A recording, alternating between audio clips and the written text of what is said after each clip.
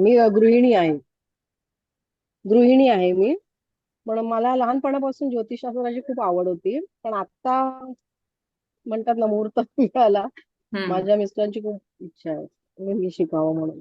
वास्तुशास्त्र मी शिकले आधी. हम्म. आता ज्योतिषशास्त्र शिकण्याची फार आवड आहे, त्याच्यामुळे मी क्लास जॉईन केले. प्रीती मॅडम सुद्धा माझ्याकडे वास्तुशास्त्र शिकले आहेत. हो. पुढे सरला मॅडम, तुमची ओळख सांगा. श्री स्वामी समर्थ. श्री स्वामी समर्थ. मी एक स्वामी समर्थ सेवेकरी आहे. माझं नाव सरला गजेंद्र सिंग गिरासे, पुण्याहून बोलते. हम्म. मी स्वामी समर्थ केंद्रामध्ये प्रश्न उत्तराची सेवा देत असते. हम्म. तर त्याच्यासाठी मला हे खूप आवश्यक होतं मॅडम, आणि खूपच मला खूप आनंद झाला की मला शिकायला मिळतंय. ते प्रश्न उत्तर करताना ज्या अडचणी येत होत्या त्या मला आता येणार नाही हे शिकल्यानंतर. ओके. म्हणजे स्वामींनी तुम्हाला मार्गदर्शन दिलं. हो, हो. तुमच्यासारखे भेटवले म्हणजे स्वामींना पुढे न्यायचंय. हो. लोकांच्या सेवेमध्ये तुम्ही कार्यरत राहाल आणि हो, ती लोकांची सेवा, मी पण तुम्हाला काही शिकवलं तर त्याच्यामध्ये म्हणजे माझ्याकडूनही ते एक हो. घडलंच कार्य. कडत कडत ना कडत तुमच्याकडूनही स्वामी सेवा घडते. घडते. खूप छान काम करतायत ताई तुम्ही. थँक्यू. दुसरे आणखी कोण आहे?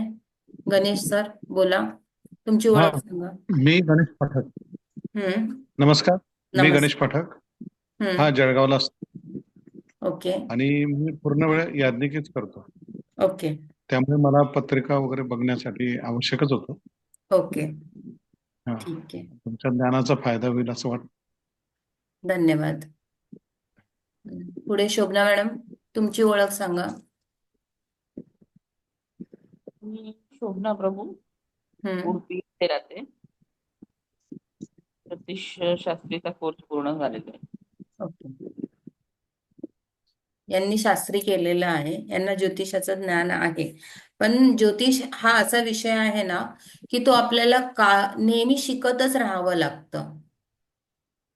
तुम्ही एकदा शिकून होत नाही. ज्योतिष ही गोष्ट अशी आहे की तुम्हाला ती सतत शिकावी लागते, म्हणजेच प्रॅक्टिस करत राहावी लागते.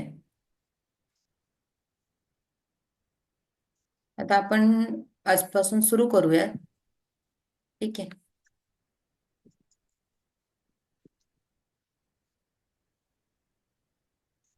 तर माझी ओळख आहे, मी मनीषा ज्योतिषशास्त्री, वैदिक ज्योतिषशास्त्री, कृष्णमूर्ती ज्योतिषशास्त्री, हस्तरेखाचं पण नॉलेज आहे, कवडीशास्त्र केला आहे कोर्स, आणि टॅरो कार्ड रीडर आहे.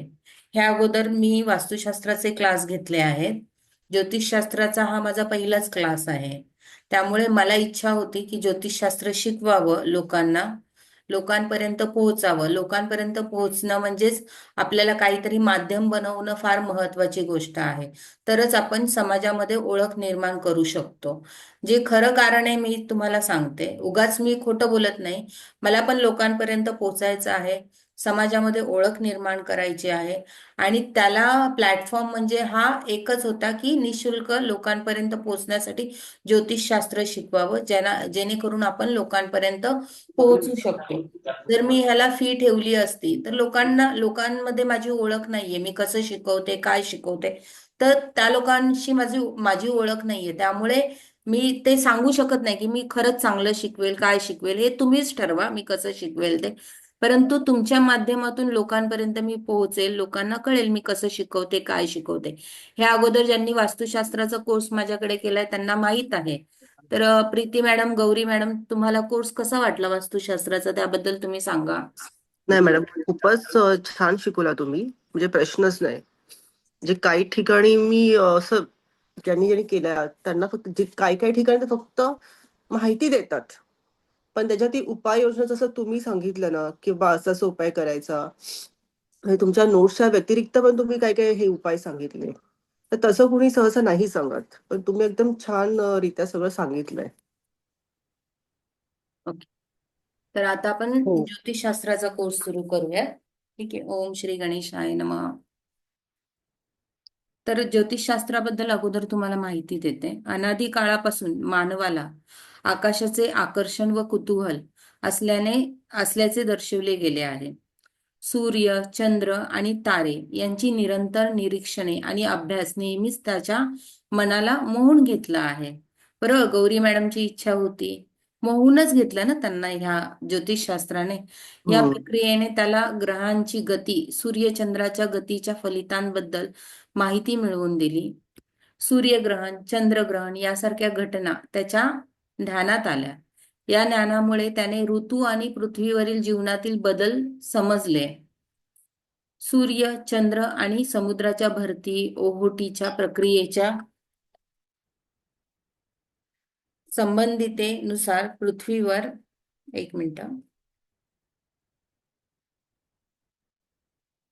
पृथ्वीवर होणारे परिणाम, ग्रहांची शुभ अशुभ प्रभाव याबद्दल तो अधिक सजग झाला. ज्योतिर्मय जीवनाच्या मार्गावर सूर्यकिरण आणि चंद्रप्रकाशाच्या प्रभावामुळे जेव्हा ग्रह आणि नक्षत्रांचे परिणाम मानवाच्या जीवनावर पडतात, तेव्हा त्या प्रभावांचे ज्ञान जन्मकुंडलीच्या मदतीने घेतले जाते. या जन्मकुंडलीच्या गहन अभ्यासाद्वारे मानव मनुष्याच्या घटकांना समजून त्याच्या जीवनावर होणाऱ्या परिणामांचा आढावा घेऊ लागला. फलज्योतिषशास्त्राच्या अभ्यासाने मानवाला भविष्यातील घटनांवर लक्ष ठेवून संकटाचा सामना अधिक चांगल्या पद्धतीने करण्याचा मार्ग सापडला. ज्योतिष या शब्दाचे अर्थ आकाशातील तेज, ज्योत होय. ज्योतिष ज्ञान म्हणजे अंधकाराच्या जीवनात प्रकाश दाखवणारे शास्त्र. ज्योतिषशास्त्राच्या 3 स्कंदाचा आपल्या आयुष्यातील महत्वाचं स्थान आहे, कारण ते वेदांच्या ज्ञानशास्त्राचे एक अंश म्हणून कार्य करते. प्रत्येक स्कंदाची भूमिका आणि त्याचे कार्य वेगळे असले तरी ते एकमेकांशी संबंधित असून ज्योतिषशास्त्राचा सर्वसमावेशक दृष्टिकोन देतात. खाली 3 स्कंदांची विवेचना आहे. पहिला स्कंद जो आहे तो आहे सिद्धांत स्कंद, त्याला गणित स्कंद म्हणतात. मुख्य विषय ग्रहगणित, विषय ग्रहांची स्थिती, संख्यात्मक गणना, संवत्सर, मास, अयन इत्यादी. जे ज्योतिषशास्त्री आहेत त्यांना हे ग्रहगणित सोडवावं लागतं, त्यांना या विषयाची माहिती आहे. ग्रहगणित तर ग्रहगणित आणि कालनिर्णय यांचा अभ्यास करणे. या स्कंदात ग्रहांच्या स्थितीचा, त्या स्थितींच्या बदलांचा आणि त्यावर आधारित भविष्यवाणीची गणना केली जाते. ग्रहांची मध्यम व स्पष्ट स्थिती आणि संवत्सर, मास, अयन यांची माहिती दिली जाते. संहिता स्कंद, ग्रह भ्रमणे, ग्रहांची युद्धे, धूमकेतू, उल्कापात, ग्रहणे इत्यादी. पृथ्वीवर ग्रहांची हालचाल, ज्यामुळे जगभर शुभाशुभ फले घडतात. या स्कंदात संहिता म्हणजेच ज्योतिषाच्या घटना आणि त्यांचे वर्तन स्पष्ट केले जातात. ग्रहांच्या मांडणीवरून जागतिक शुभाशुभ फले मिळवणे आणि त्यासंबंधी मुहूर्त विचार करणे. ग्रहणाच्या वेळी कोणते शुभ कामनांचा अनुभव येईल, म्हणजे कोणत्या शुभ गोष्टी घडतील ग्रहणाच्या वेळी. शुभ आणि अशुभ पण घडतात, असं नाही की प्रत्येक वेळेला अशुभच घडतात. व ग्रहणातून कसे योग लाभ मिळवता येतील याबाबत विचार केला जातो. होरास्कंद, मनुष्याच्या जन्मकाळातील ग्रहस्थितीवरून त्याच्या आयुष्यातील घटनांचे विश्लेषण, मनुष्याच्या जीवनाच्या सुखदुःखाची भविष्यवाणी करणे. जन्मकुंडलीवर आधारित फलज्योतिष, प्रत्येक व्यक्तीच्या जन्मकुंडलीचे विश्लेषण करून त्याच्या प्रारब्धाचा ठाव घेणे. जीवनातील घटकांचे मार्गदर्शन करणे. आपल्या जन्मकालच्या ग्रहस्थितीवरून योग्य दिशा आणि मार्गदर्शन मिळवणे आणि भविष्यातील घटनांचा आरंभ करण्यासाठी योग्य उपाय सुचवणे. वराह मिहिरांचे योगदान या ज्योतिषशास्त्रामध्ये फार मोठे आहे. तर वराह मिहिर यांनी होरा या शब्दाच्या उत्पत्तीची आणि त्याच्या महत्वाची स्पष्टता दिली. होरा हा शब्द अहोरात्र या शब्दापासून घेतला गेला आहे. याचा अर्थ या शास्त्रात ग्रहांचा अहोरात्र विचार होतो, म्हणजेच रात्री आणि दिवशी असलेल्या ग्रहांच्या स्थितीचा विचार करणे. ज्योतिषशास्त्राचे कार्य काय आहे, तर ज्योतिषशास्त्र हे प्रारब्ध, पूर्वजन्माचे पाप पुण्य आणि त्याच्यानुसार पुढील जन्माच्या कार्याचा समज करून जीवनाच्या योग्य मार्गदर्शनाचे शास्त्र आहे. फलज्योतिष हा त्याचा मुख्य आधार आहे. हे शास्त्र वेगवेगळ्या गुणवैशिष्ट्यांचा वापर करून जीवनातील परिस्थिती, ग्रहस्थिती व नक्षत्रांची वर्तन लक्षात घेऊन चांगले व वाईट प्रभाव दर्शवते. ज्योतिषशास्त्राची उभारणी स्वयंसिद्ध सिद्धांतांवर आधारित आहे. याचा अर्थ या शास्त्राने दिलेले विचार आणि माहिती योग्य आणि ठोस या पायावर आधारित असतात. त्यामुळे हे शास्त्र व्यावहारिक आहे आणि प्रत्येक व्यक्तीला त्याच्या आयुष्यात योग्य निर्णय घेण्यासाठी मार्गदर्शन प्रदान करते.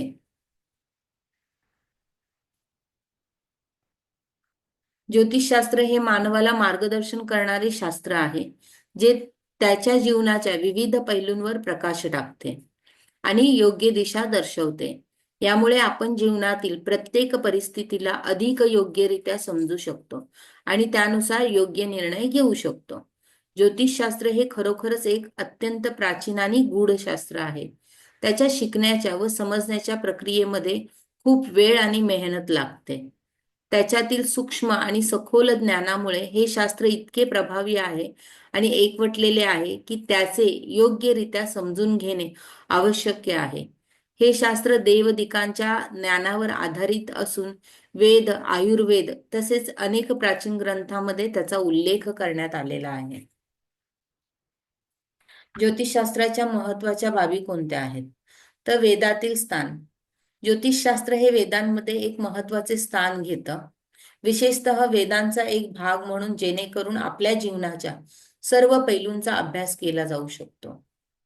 21व्या शतकात देखील ज्योतिषशास्त्रावर विश्वास असलेल्या व्यक्तींना हे शास्त्र आणि त्यांच्या जीवनाला दिशा देणारे आणि सुखकर करणारे सिद्ध होतं. हे शास्त्र कुठेही खोटे किंवा निराधार ठरलेले नाही, हे स्पष्ट आहे.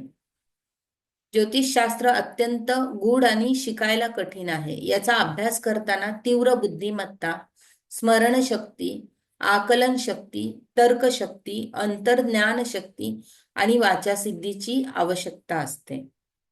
हे शास्त्र उत्तम प्रकारे समजून घेतल्यावरच त्याचा पुरेपूर उपयोग होऊ शकतो. ग्रह, राशी, नक्षत्र आणि स्थाने. ज्योतिषशास्त्रात 12 स्थाने, 12 ग्रह, 9 ग्रह. 12 ग्रह म्हणजेच इथे नेपच्यून आणि हर्षलला पण इन्क्लूड केलं आहे.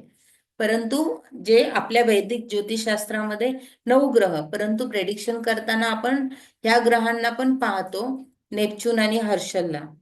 इथे 9 ग्रह, 12 राशी, 27 नक्षत्र, 108 चरण यांचा एकत्रित विचार होतो. यामध्ये प्रत्येक घटकाच्या स्थानाचा, स्थितीचा आणि त्याचा जीवनावर काय प्रभाव पडतो याचे विश्लेषण केले जाते. सूर्य किंवा रवी हे सर्व ग्रहांचे राजा म्हणून मानले जातात, कारण सर्व ग्रह रवीकडून प्रकाशित होतात आणि त्याच्या प्रभावानेच सर्व ग्रहांची गतिमानता ठरते. सूर्य हा एक तारा असला तरी फलज्योतिषशास्त्रामध्ये त्याला ग्रह मानले जात आहे. ग्रहांची स्थिती आणि महत्व. ज्योतिषशास्त्रात प्रत्येक ग्रहाच्या विशिष्ट स्थानाने, राशीने, नक्षत्राने, वक्री अवस्थेने इत्यादी व्यक्तीच्या जीवनावर विविध प्रकारे प्रभाव पडतो.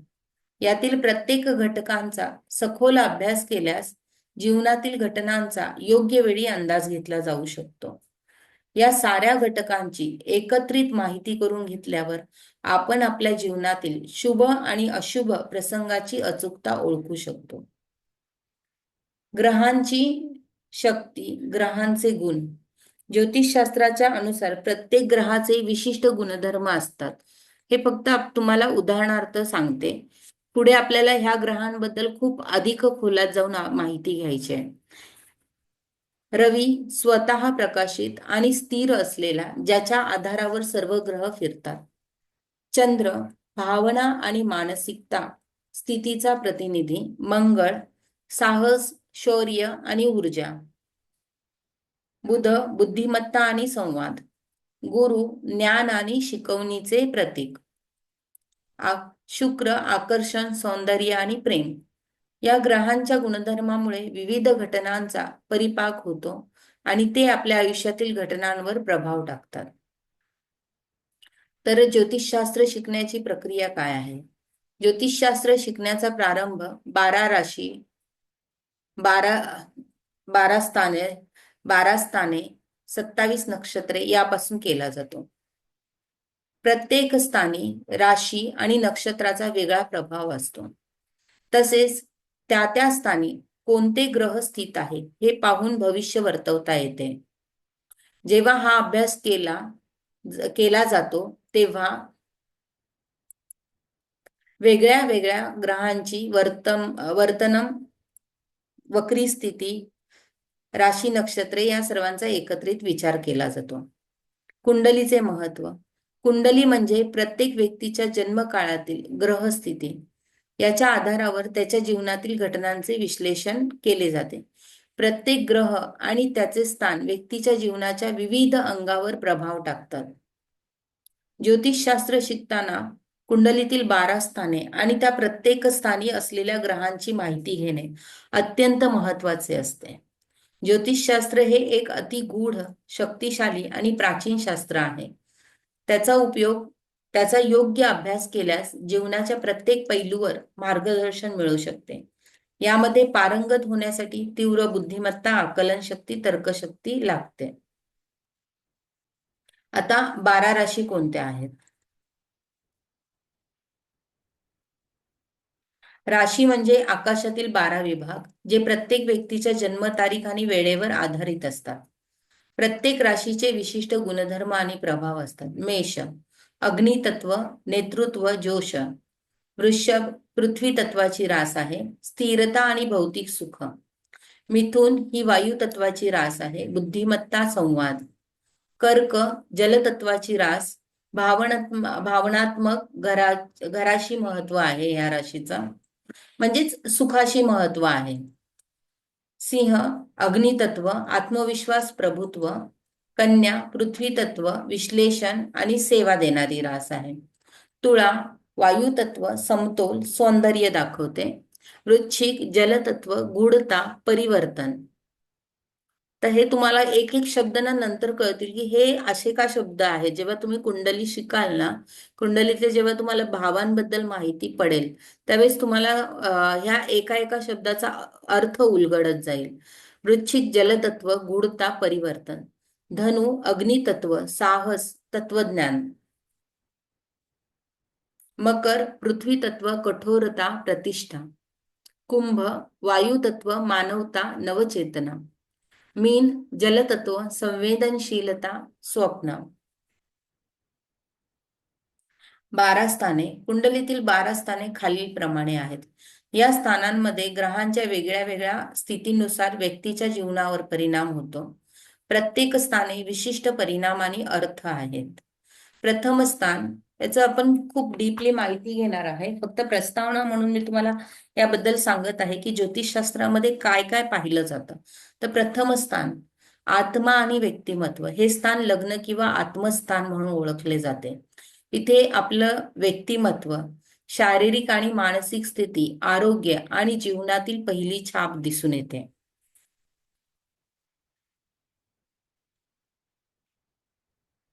द्वितीय स्थान संपत्ती आणि कुटुंब. दुसरे स्थान आपले कुटुंब, संपत्ती, भाषण आणि सामर्थ्य यांचे प्रतिनिधित्व करते.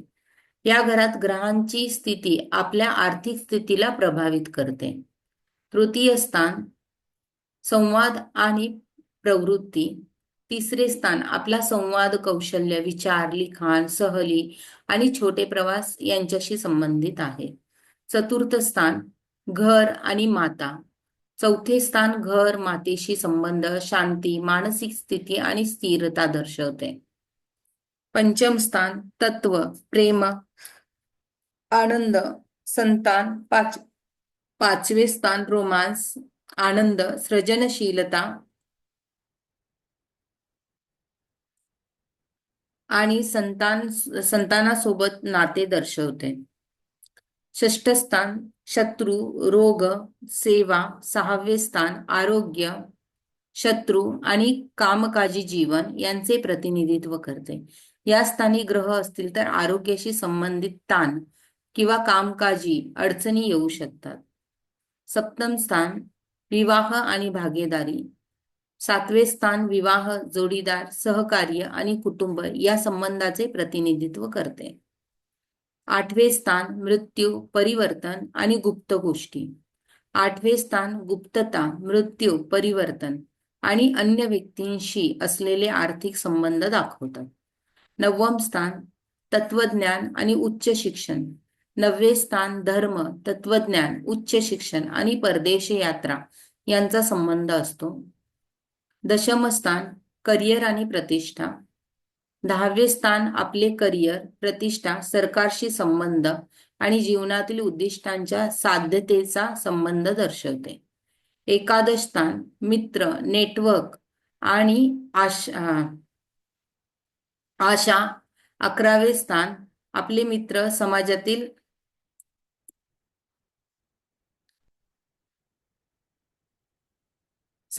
स्थान आणि भविष्याच्या उद्दिष्टांसाठीची आशा आणि आकांक्षाशी जोडलेले आहे. द्वादश स्थान गुप्तता, एकांत आणि नुकसान. 12वे स्थान एकांत, मानसिक शांती, गुप्त गोष्टी आणि आध्यात्मिक शोधाशी. या 12 स्थाने आपल्या जीवनातील विविध भागांशी संबंधित आहे आणि त्यांचे ग्रहांची स्थिती जीवनावर प्रभाव टाकतात. प्रत्येक स्थानाच्या परिणामांचा अभ्यास करून ज्योतिषशास्त्रामध्ये अधिक सुस्पष्ट भविष्यवाणी केली जाते. 27 नक्षत्र. नक्षत्रे म्हणजे आकाशातील 27 ठराविक बिंदू जे जन्मकुंडलीतील खूप महत्वपूर्ण असतात. प्रत्येक नक्षत्राचे विशिष्ट गुण, शास्त्र आणि ग्रहांचा प्रभाव असतो. नक्षत्रांचे 27 मुख्य समूह आहेत, ते खालीलप्रमाणे आहेत. 27 नक्षत्र कोणती आहेत तर पहिलं जे नक्षत्र येतं ते अश्विनी. एक मिनिट, इथे भरणी आहे, ती करायला पाहिजे होतं.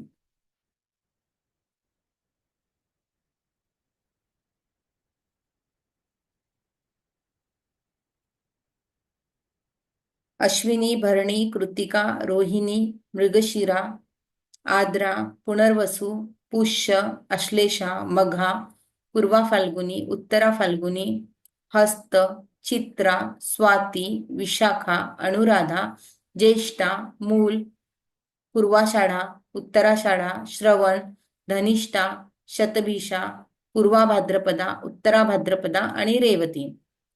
प्रत्येक नक्षत्राच्या प्रभावामुळे जीवनातील अनेक पैलूंवर प्रभाव पडतो. नक्षत्राचा आणि ग्रहांचा संबंध जीवनातील घटनांच्या टायमिंग, प्रवृत्ती आणि स्थितीशी संबंधित असतो.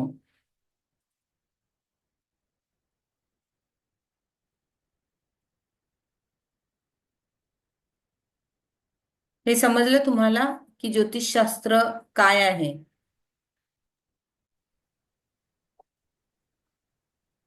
जे नवीन आहेत त्यांनी मिस करू नका. स्टार्टिंगला तुम्ही जे शिकाल तेच तुम्हाला पुढे कामाला येणार आहे. जर तुम्ही आता स्टार्टिंगचे लेक्चर मिस केलेत तर तुम्हाला पुढे कळणारच नाही काय शिकवलेलं. कारण कुंडली कशी तयार होते, पंचांग कसं वाचन करायचं, कुंडलीची 12 स्थानं कशी मांडतात, ग्रह कसे मांडतात, याबद्दल जर तुम्हाला समजलं नाही तर पुढे जे आपण फलिताचा अभ्यास करणार आहोत त्या फलिताचा अभ्यास तुम्हाला काहीही समजणार नाही, एवढं लक्षात ठेवा. ही जी सुरुवातीची लेक्चर्स आहेत ती फार इम्पॉर्टंट लेक्चर्स आहेत. ओके. कारण ह्यामध्ये तुम्हाला मी नंतर जेव्हा पंचांग शिकवेल त्यानंतर तुम्हाला कुंडल्या जन्मतारखा, जन्मवेळ, जन्म ठिकाणं देणार. मग त्यानुसार तुम्हाला ते पंचांग पाहून ते राशी आणि ग्रह मांडता यायला पाहिजेत. त्यानंतरच तुम्हाला पुढे जे विश्लेषण शिकवेल ते लक्षात येईल. अदरवाईज काहीही लक्षात येणार नाही, सगळं डोक्यावरून जाईल. हे लक्षात ठेवा.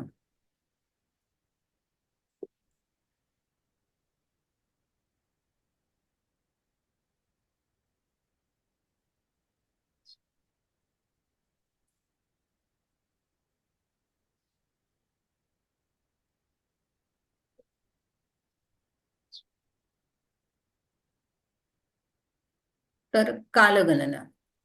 कालगणनेचा अभ्यास आणि तिचे महत्त्व आपल्या जीवनातील सर्व बाबींवर प्रभाव टाकते. सृष्टीच्या उत्पत्तीनंतर आणि ज्योतिषशास्त्राच्या प्रारंभापासून कालगणनेचा अभ्यास सुरू झाला. आपल्या जीवनातील सर्व व्यवहार, सामाजिक आणि सांस्कृतिक प्रक्रिया ह्या कालमानावर आधारित आहे. शके. भारताची शके कालगणना एक ऐतिहासिक महत्वाची प्रणाली आहे. ह्या प्रणालीचा प्रारंभ शालिवाहन राजा यांच्या कारकिर्दीत झाला.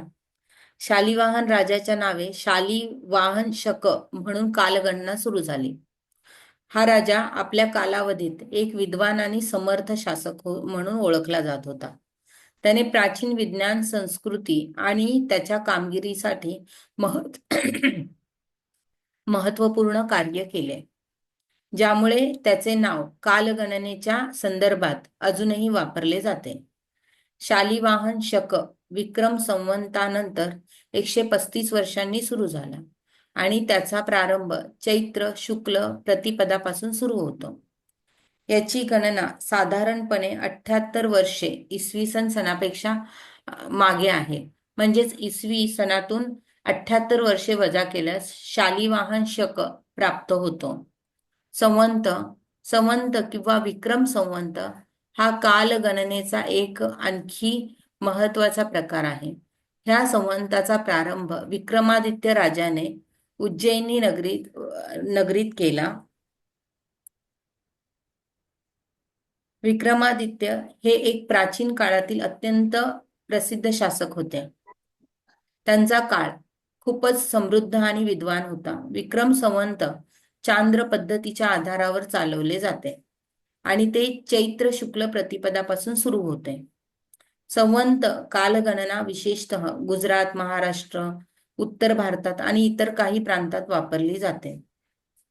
हे पंचांग प्रत्येक महिन्याचा प्रारंभ पौर्णिमापासून करतात आणि चैत्र शुक्ल 15 ते चैत्र शुक्ल 15 पर्यंत प्रत्येक महिना पूर्ण होतो.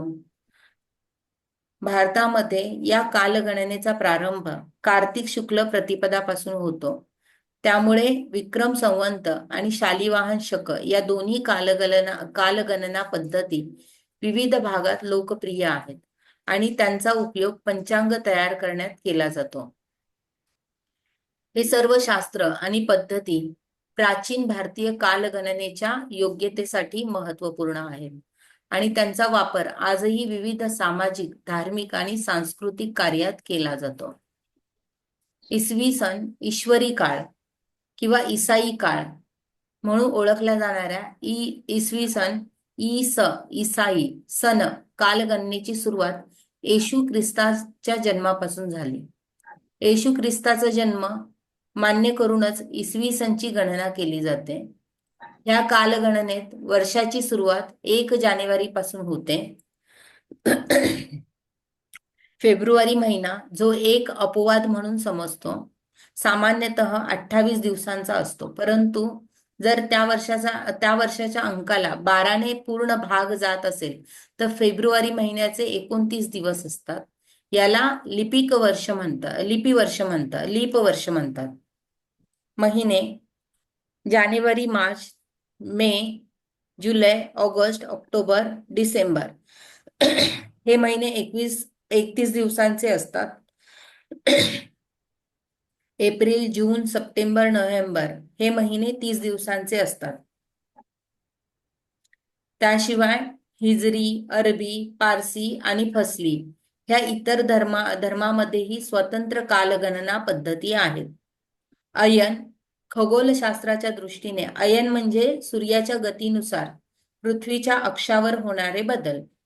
एका सौर वर्षात 2 प्रमुख अयने असतात, उत्तरायण, दक्षिणायन.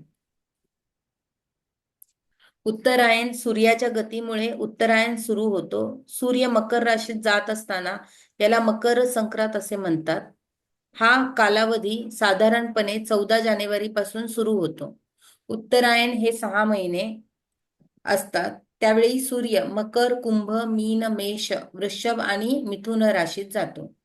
या कालावधीत शिशिर वसंत आणि ग्रीष्म ऋतू असतात. उत्तरायणमध्ये दिवस मोठे आणि रात्र लहान असतात. दक्षिणायन दक्षिणायन सूर्योदयाचे दुसरे अयन आहे. याची सुरुवात 15-16 जुलैला कर्क राशीत सूर्य जात असताना होते आणि याला कर्क संक्रांत म्हणतात. हा काळही 6 महिन्यांचा असतो. यावेळी कर्क, सिंह, कन्या, तुळा, वृश्चिक आणि धनु राशीतून जातो. या काळात वर्षा, शरद आणि हेमंत ऋतू असतात. दक्षिणायनमध्ये रात्र मोठी आणि दिवस लहान असतात. 21-22 जून रोजी सूर्य उत्तरेकडे जास्त असतो आणि हा दिवस सर्वात मोठा दिवस असतो. त्यानंतर सूर्य दक्षिणेकडे जाऊ लागतो आणि 21 किंवा 22 डिसेंबर हा दिवस सर्वात लहान दिवस असतो. पुराणातील उल्लेख: उत्तरायण ह्याला देवांचा दिवस आणि असुरांची रात्र म्हणून समजले जात होते. तर दक्षिणायन ह्याला असुरांचा दिवस आणि देवांची रात्र म्हणून मानले जात होते. अयन ह्यांच्या आधारे पृथ्वीवरील ऋतू, दिवसांची लांबी आणि सूर्याची गती समजून घेतली जाते. ह्यामुळे सृष्टीतील ऋतुचक्र आणि वेळेची निश्चितता जास्त स्पष्ट होते. तर मास महिने कोणते आहेत? मराठी मास म्हणजेच चंद्रमासाचे वर्षमान असणारे महिने आहेत. या महिन्यांचा वापर प्राचीन भारतीय पंचांगात केला जातो. या मासांचा एकूण 12 महिने असतात आणि प्रत्येक मासाला विशेष महत्व आहे. चैत्र, वैशाख, ज्येष्ठ, आषाढ, श्रावण, भाद्रपद, अश्विन, कार्तिक, मार्गशीर्ष, पौष, माघ, फाल्गुन हे सर्व चांद्रमास आहेत, जे चंद्राच्या गतीवर आधारित आहेत. सूर्य आणि चंद्र यांच्या युतीमुळे अमावस्या तयार होते आणि या एका अमावस्येपासून दुसऱ्या अमावस्येच्या पर्यंतच्या काळाला चांद्रमास म्हणतात. चांद्रमास हा साधारणतः 354 दिवसांचा असतो. 33 चांद्रमासानंतर एक अधिक मास येतो, ज्याला पुढे येणाऱ्या महिन्याला अधिक मास म्हणून ओळखले जाते. ऋतू, मी बोर तर नाही करत आहे ना तुमच्या सर्वांना ह्या सगळ्या गोष्टी? म्हणाल की मला आम्हाला माहिती आहेत मॅडम, तुम्ही ह्या गोष्टी का सांगतात? नाही नाही नाही मॅडम, बऱ्याचशा गोष्टी नाही नाही मॅडम. माहित. हा, तर ऋतू एका वर्षात 12 महिने असतात आणि त्याचप्रमाणे 6 ऋतू देखील असतात. 2 महिन्यांचा एक ऋतू म्हणून प्रत्येक ऋतूला 2 महिने असतात. वसंत ऋतूला चैत्र वैशाख, ग्रीष्म ऋतूला ज्येष्ठ आषाढ, वर्षा श्रावण भाद्रपद, शरद अश्विन कार्तिक, हेमंत मार्गशीर्ष पौष, शिशिर माघ फाल्गुन, सौर मास आणि चांद्रमास. चांद्रमासाचा संबंध सौर मासाशी जोडला जातो. सूर्य मीन राशीत असताना चांद्रमासाची सुरुवात चैत्र महिन्यापासून होते. सौर मास आणि चंद्रमासाचा ऋतू संबंध: चैत्र वैशाख सूर्यभ्रमण, मीन मेष वसंत ऋतू, म्हणजेच त्यावेळेला सूर्य हा मीन मेष मध्ये असतो. ज्येष्ठ आषाढ वृषभ मिथुन ग्रीष्म ऋतू, श्रावण भाद्रपद कर्क सिंह वर्षा ऋतू, अश्विन कार्तिक कन्या तुळ शरद ऋतू, मार्गशीर्ष पौष वृश्चिक धनु हेमंत ऋतू, माघ फाल्गुन मकर कुंभ शिशिर ऋतू. तिथी वार नक्षत्र योग आणि करण या 5 अंगांनी बनलेले पंचांग हे आपल्या भारतीय संस्कृतीतील महत्वाचे साधन आहे. प्रत्येक व्यक्तीला पंचांगाचे ज्ञान असणे महत्वाचे मानले जाते, कारण ते केवळ धार्मिकच नव्हे तर खगोलशास्त्राशी जोडलेले आहे.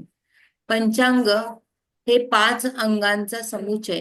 पंचांगामध्ये 5 घटक समाविष्ट आहेत: तिथी, वार, नक्षत्र, योग आणि करण.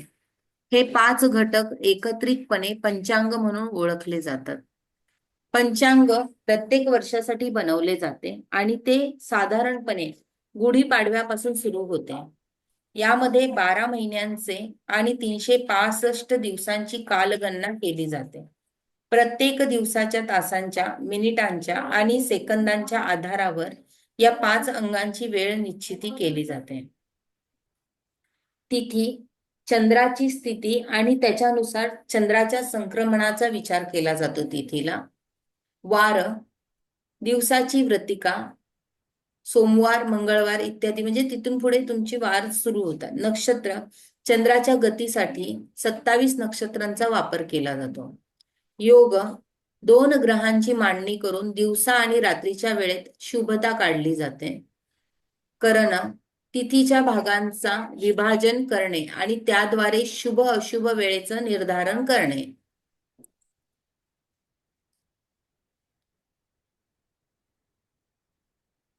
तिथी, सूर्य आणि चंद्राच्या गतीवर आधारित असलेल्या तिथीचा विचार केला जातो.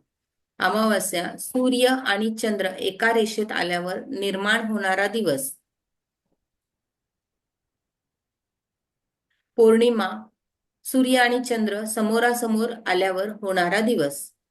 सूर्य चंद्रामधील अंतर 12 अंशाचे असते तेव्हा त्या कालमर्यादेला तिथी म्हणतात. एका दिवसाला 60 घटिका, ज्यामध्ये पृथ्वी 360 अंश फिरते, त्यामुळे 12 अंशाचे अंतर म्हणजे एक तिथी. त्या दिवशी ह्या सर्व गोष्टी शिकवल्यात, पण पुन्हा एकदा जे नवीन आहेत त्यांच्यासाठी शिकवणं फार महत्वाचं आहे, त्यामुळे हा भाग मी पुन्हा घेते.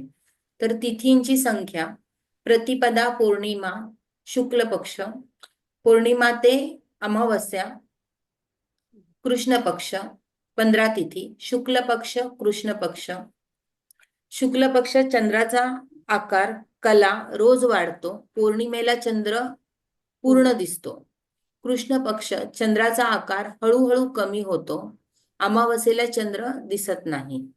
तिथींची नावे: प्रतिपदा, द्वितीया, तृतीया, चतुर्थी, पंचमी, षष्ठी, सप्तमी, अष्टमी, नवमी, दशमी, एकादशी, द्वादशी, त्रयोदशी, चतुर्दशी, पौर्णिमा, अमावस्या. तर वार: 7 दिवस म्हणजे रविवारी सुरू होणारे वार. प्रत्येक वार हा एका ग्रहाशी संबंधित असतो. जसे की रविवार सूर्य, सोमवार चंद्र, मंगळवार मंगळ इत्यादीसाठी. जातकाच्या दिनचर्या, स्वास्थ्य आणि दैनंदिन व्यवहारावर याचा प्रभाव असतो. नक्षत्र: आकाशातील विशिष्ट तारका समूहाला नक्षत्र म्हणतात. 27 नक्षत्र असतात आणि ते चंद्राच्या स्थानावरून ठरवले जातात. योग: सूर्य व चंद्राच्या ठराविक स्थितीवरून योगाची निर्मिती होते. शुभ व अशुभ योगाचे वर्णन पंचांगात आहे, ते आपण पुढे बघणार आहोत. तर करण: करण म्हणजे तिथीचा अर्धा भाग. पंचांगात एकूण 11 करण नमूद केलेले आहेत. पंचांगाचे महत्व: पंचांगात दररोज सूर्योदयाच्या वेळी असलेली तिथी नमूद असते. तिथीनंतर तिथीचा समाप्ती कालही तिथे दिलेला असतो. मराठी महिन्यात 2 पक्ष असतात, शुक्ल आणि कृष्ण. उदाहरणार्थ, तिथी पंचांगात अंकाने लिहिली जाते. शुक्ल पक्ष असेल तर प्रतिपदा असेल पहिली तिथी, तर तिथे एक अंक असेल. म्हणजे असंच द्वितीय असेल तर तिथे 2 अंक असेल, तृतीय असेल तर 3 अंक असेल. तिथे अंकामध्ये तुम्हाला तिथी लिहिलेल्या मिळतील. तर तुम्हाला ते समजणं आवश्यक आहे की ही तिथी ही आहे म्हणून. कृष्ण पक्षामध्ये पण सेम थिंग असतं. पंचांगाचे हे सर्व अंग खगोलशास्त्र, धर्म आणि दिनचर्येशी जोडलेले असल्याने त्याचा उपयोग केवळ पूजा अर्चनेसाठी नव्हे, तर निसर्ग व मानवी जीवन यामधील समन्वय साधण्यासाठी होतो. तिथी, क्षय आणि वृद्धी: पंचांगात जेव्हा एका तिथीचा आकडा 2दा लिहिलेला आढळतो तेव्हा तिला तिथी वृद्धी म्हणतात. याचा अर्थ ती तिथी 2 दिवस टिकते. तिथी क्षय: जर एखादी तिथी पंचांगात लिहिलेलीच नसेल, म्हणजे ती तिथी अस्तित्वात आलेली नसते, तेव्हा तिला तिथी क्षय म्हणतात. शुभ अशुभ तिथी: शुभ तिथी द्वितीया, तृतीया, पंचमी, सप्तमी, दशमी, द्वादशी, त्रयोदशी या तिथी शुभ मानल्या जातात आणि या दिवशी कोणतेही मंगल कार्य करणे उत्तम मानले जाते. अशुभ तिथी अमावस्या, कृष्ण चतुर्दशी, क्षय तिथी असलेले दिवस. या अशुभ तिथींवर शुभ कार्य करणे टाळावे. विशेषतः अशुभ तिथीवर जन्म झाल्यास त्या व्यक्तीची जनन शांती विधी करणे गरजेचे मानले जाते, जेणेकरून त्याच्या आयुष्यातील अशुभ परिणाम टाळता येतील. वार म्हणजे सूर्योदयापासून ते दुसऱ्या दिवशीच्या सूर्योदयापर्यंतचा कालावधी. वारांचे 7 प्रकार हे आपल्याला वार माहित आहेत. तर वाराचा कालावधी प्रत्येक वार सुमारे 24 तास किंवा 60 घटिका इतका असतो. सूर्योदयाचे महत्व.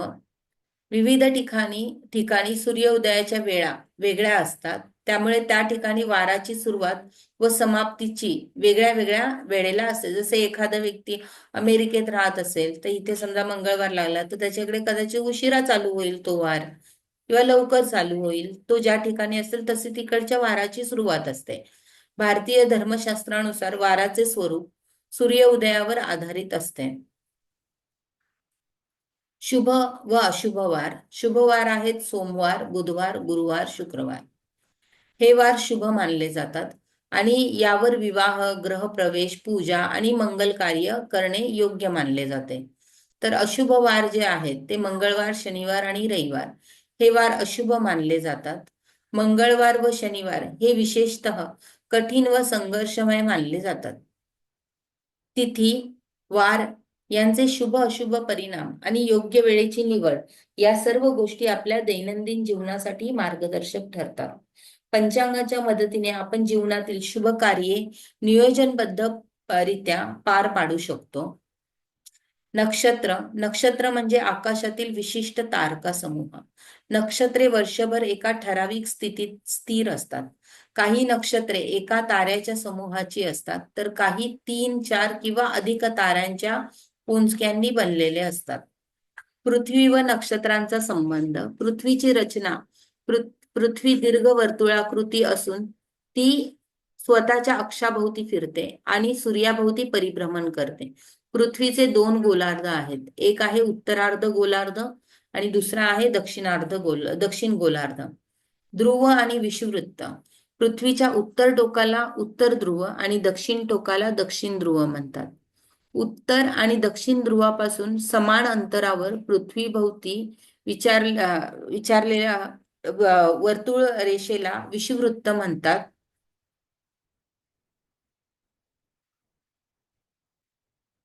पसरलेल्या रेखांश आणि क्रांतिवृत्त. रेखांश पूर्वेकडून पश्चिमेकडे मानले जाणारे अंतर. क्रांतिवृत्त सूर्य ज्या वर्तुळात परिभ्रमण करतो त्याला क्रांतिवृत्त म्हणतात. क्रांतिवृत्ताचे 27 समान भाग पाडले जातात, त्यांना नक्षत्र म्हणतात. नक्षत्राचे मोजमाप. वर्तुळाच्या 360 अंशाचे 27 समान भाग केले जातात. प्रत्येक नक्षत्र 13 अंश 20 कला 13 अंश 20 एवढ्या व्याप्तीचे असते. एका नक्षत्रामध्ये 800 कला असतात. चंद्राचं नक्षत्र भ्रमण. चंद्र एका नक्षत्रातून दुसऱ्या नक्षत्रात जातो. चंद्राची दररोजची गती 12 अंश ते 15 अंश दरम्यान बदलत असल्यामुळे तो एका नक्षत्रातून दुसऱ्या नक्षत्रात जाण्यासाठी लागणारा कालावधी थोडा कमी जास्त होतो. नक्षत्र दिन. चंद्राने एका नक्षत्रातून पुढे जाताना लागणाऱ्या कालावधीला चंद्र नक्षत्र दिन म्हणतात. हे नक्षत्र आपण पाहिलेत कोणती आहेत वरती.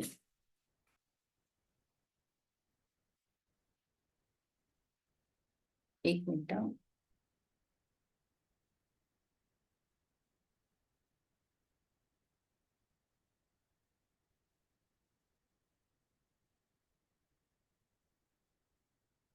नक्षत्रांचे महत्व. प्रत्येक नक्षत्राचा आपल्या जीवनावर प्रभाव असतो. नक्षत्रे वैदिक ज्योतिषशास्त्रात अत्यंत महत्वाची मानली जातात आणि ती मुहूर्त ठरविण्यासाठी किंवा जन्मकुंडलीच्या विश्लेषणासाठी तसेच धार्मिक विधींमध्ये वापरल्या जाण्यासाठी अत्यंत महत्वाची आहेत. शुभ नक्षत्रे आणि अशुभ नक्षत्रे. शुभ नक्षत्रांमध्ये मंगल कार्य, विवाह, ग्रहप्रवेश, नामकरण आणि इतर धार्मिक कार्यांसाठी योग्य वेळ मानली जाते. तर शुभ नक्षत्र कोणती आहेत? तर शुभ नक्षत्र अश्विनी, पुष्य, रोहिणी, मृगशीर्षा, हस्त, अनुराधा, मघा, उत्तरा फाल्गुनी, उत्तराषाढा, उत्तरा भाद्रपदा, रेवती आणि श्रवण नक्षत्र. तर अशुभ नक्षत्रांमध्ये शुभ कार्ये टाळली जातात. विशेषतः जन्मकाळात जर अशुभ नक्षत्र असले तर त्यासाठी उपाय योजना करणे आवश्यक मानले जाते. अशुभ नक्षत्रे खालीलप्रमाणे आहेत: भरणी, कृत्तिका, आद्रा, अश्लेषा, स्वाती. अशुभ शुभ कार्य करतात स्वातीवरती. तर मूळ, शतभिषा, पूर्वाषाढा, पूर्वा भाद्रपदा आणि पूर्वा फाल्गुनी. जनन शांती. जन्माच्या वेळी जर अशुभ नक्षत्र, तिथी किंवा योग असले तर त्या अशुभ परिणामांचे निवारण करण्यासाठी जनन शांती केली जाते. हे विधी विशेषतः खालील कारणासाठी केले जातात: गंडमूळ नक्षत्र, जर व्यक्ती मूळ, आद्रा किंवा अश्लेषा अशा गंडमूळ नक्षत्रामध्ये जन्मला असेल तर तिथे गंडमूळ नक्षत्राची शांती केली जाते. अशुभ योग किंवा तिथी, अमावास्या, कृष्ण चतुर्दशी किंवा क्षय तिथीवर जन्म झाला असल्यास तरी सुद्धा शांती करावी लागते. पंचक, जर जन्म पंचक नक्षत्रामध्ये झाला असेल, धनिष्ठा, शतभिषा, पूर्वा भाद्रपदा, उत्तरा भाद्रपदा आणि रेवती 27 नक्षत्रांमधली शेवटची जी 5 नक्षत्र येतात त्या 5 नक्षत्रांना पंचक नक्षत्र बोलतात. जनन शांती विधी, जन्माच्या नक्षत्रावर आधारित अशुभ परिणाम निवारणासाठी वैदिक पद्धतीने पूजा केली जाते. मुख्यतः ग्रह शांती, हवन आणि विशेष मंत्रांचा जप यांचा समावेश असतो जनन शांतीमध्ये. जनन शांतीमुळे व्यक्तीच्या आयुष्यातील अशुभ घटना कमी होतात, ग्रहदोष शमतो आणि जीवनात शुभ फळाची प्राप्ती होते असं शास्त्रामध्ये सांगितलं आहे. म्हणून त्या शांतीचं विधान त्यांनी दिलेलं आहे. मॅडम, हा, बोला. हे जे शांती करायची असते ती कधी करायची असते? किती ते वर्षापर्यंत? जे करतात हे सर्व त्यांना माहिती आहे हा विधी कधी करायचा, काय. ज्यावेळेस तो अच्छा. त्या एवढं मला माहिती आहे. समजा जर मुलाचा अश्लेषा नक्षत्रावर जन्म असेल तर ती शांती अश्लेषा नक्षत्रावरच करावी. ज्येष्ठा असेल तर ज्येष्ठावरतीच करावी. विष्टी करण्याची अच्छा. शांती करायची असेल तर विष्टीवरच करावी. म्हणजे ज्या तिथीचा तुम्हाला त्रास आहे त्या तिथीवरच ते केलेलं उत्तम आहे. पण ते किती वर्षाच्या आत किंवा मूल किती वर्षाचं असेल तेव्हा असं शक्यतो काय? लवकर करणं गरजेचं आहे. अच्छा, ओके. म्हणजे लहान असेल मूल तेव्हा न करू नये. जरा समजायला लागेल मुलाला तेव्हा हम्म. केलेलं योग्य आहे त्याच्या हातून. अच्छा, ओके, धन्यवाद.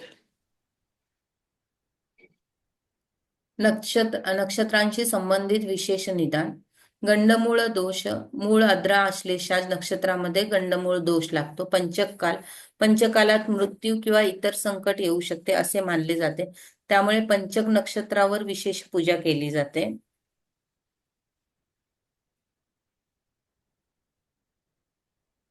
शुभ अशुभ नक्षत्रांचा विचार प्रत्येक महत्वाच्या कार्यासाठी केला जातो. यामुळे जीवनातील शुभ आणि अनुकूल परिणाम साधता येतात.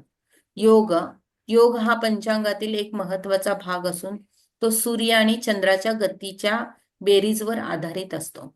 पंचांगामध्ये एकूण 27 योग नमूद केलेले आहेत.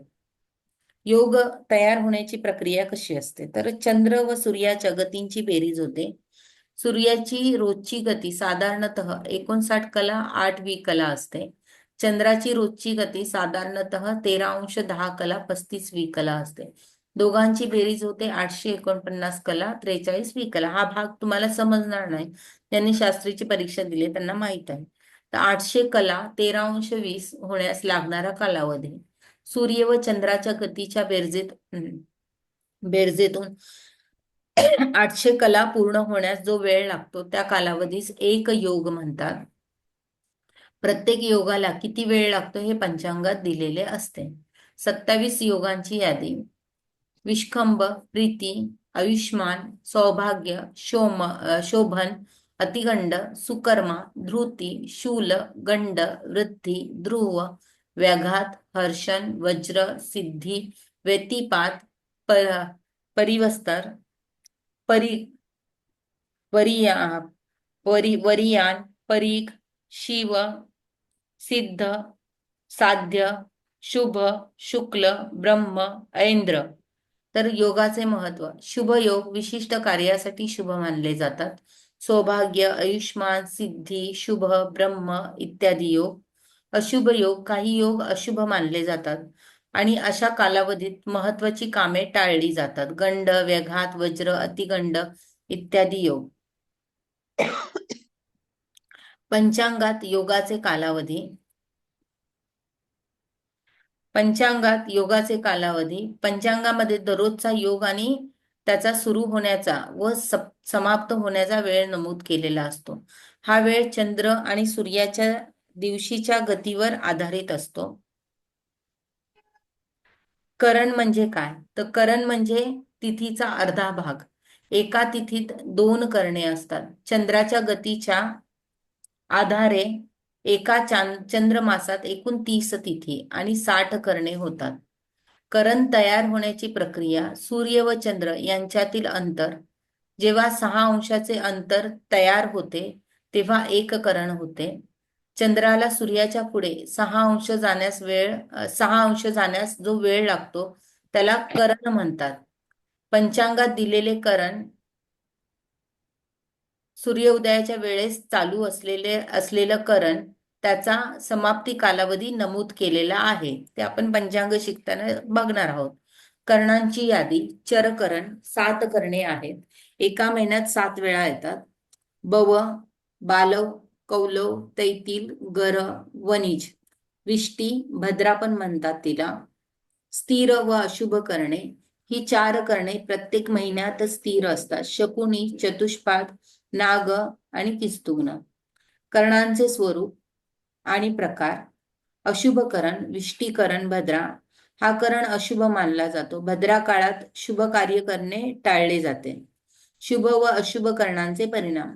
भद्रा काळ व अशुभ करणांच्या वेळी महत्वाची कामे करणे योग्य नाही. शुभ करणांमध्ये धार्मिक विधी, शुभ कार्ये आणि इतर महत्वाची कामे केली जातात.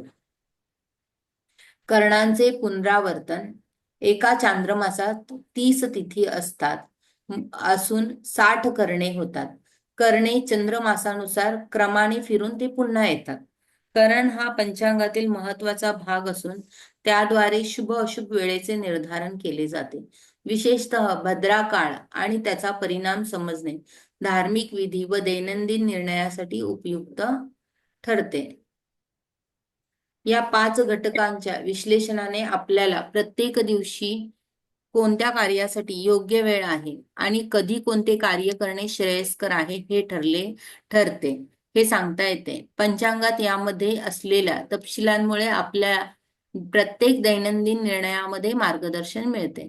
तर आता आपण पहिल्या पॉइंटला सुरुवात करूया.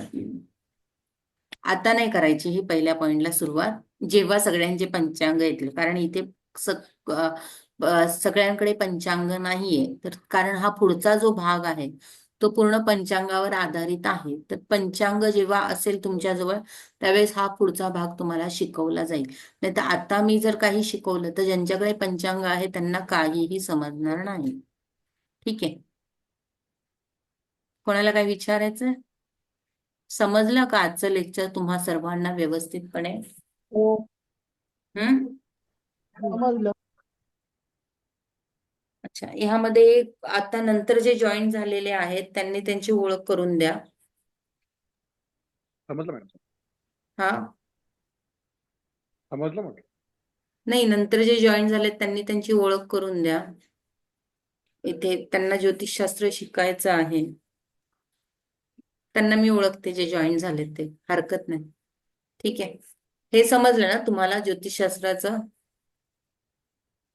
ज्योतिषशास्त्र काय आहे, कसे आले, मानवावर त्याचा कसा प्रभाव पडतो, त्याबद्दलची तुम्हाला एक ठराविक माहिती मिळाली आहे.